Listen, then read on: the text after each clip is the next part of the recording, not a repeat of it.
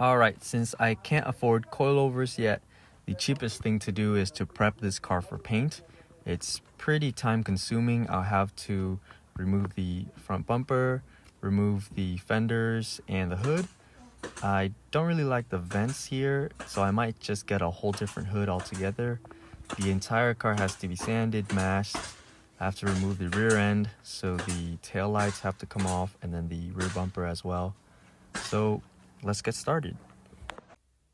I'll do a voiceover for all the FD guys that are doing this to their own car. So first it's 4 screws for that piece of trim I just removed. Then it's 4 10mm nuts for the center section of the taillight. There is 1 electronic plug. All my plugs are the same, but they all act differently. Some break, some get stuck, some come out easy. Maybe it's just because my car is an outdoor car. Then the taillights is just 2 Phillips head screws. Then you push the taillight towards the sides of the car, just like that. And thanks to Ghost Rider from 2007, I'll include a snapshot of how to do it. There you go. The reverse lights are pretty straightforward. I had a really hard time with the plug, so I ended up taking out the bulb. For the rear bumper, it's going to be 8 Torx screws at the top. Those are easy to get to. You'll see me take them off right now. Then at the lowest 2 corners, there's a blind 12mm nut, 1 on each side. There you go. And then from inside the trunk, I had to remove the ABS box on the driver's side and then remove 2 10mm on each side from inside the trunk.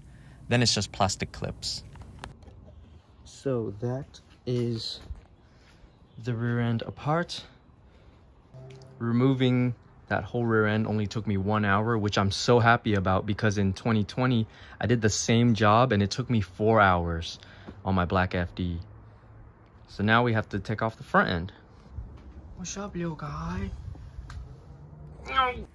Okay, for the front end, the headlight trim, it's 4 screws for each of them. And it's really straightforward. They're just exposed. I love exposed screws. And for the front signals are very straightforward also. Exposed screw, just 1 screw each. Then for the front bumper, which I should be starting anytime now, the front bumper is going to be 4 bolts up top right there. And then meeting the fender, there are 2 bolts on each side. It's kind of hidden. And at the corner of the bumper, there are 2 screws each. Inside the mouth, which I am doing right now, there's only 2 10mm bolts. And then underneath, I had a splitter, an OEM splitter that was connected by like 6 10mm bolts. So it's pretty straightforward. You go down there, you see it. Here I am loosening the headlight buckets, and you don't take them out the way, you just loosen them. And they should just come up.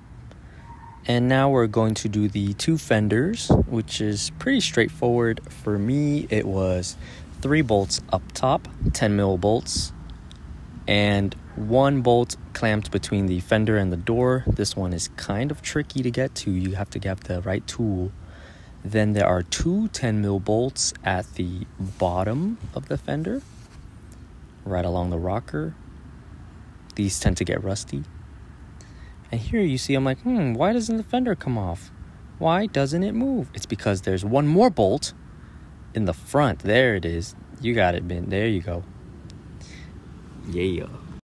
I found out that these fenders have never been off the car before. There's like this little polymer seal thing, and I had to break it.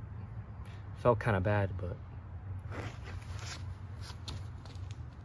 that's gonna be it for this video. In my next 2 videos, I'm going to be painting it, and you'll get to see how much paint it is to try and rattle can a car.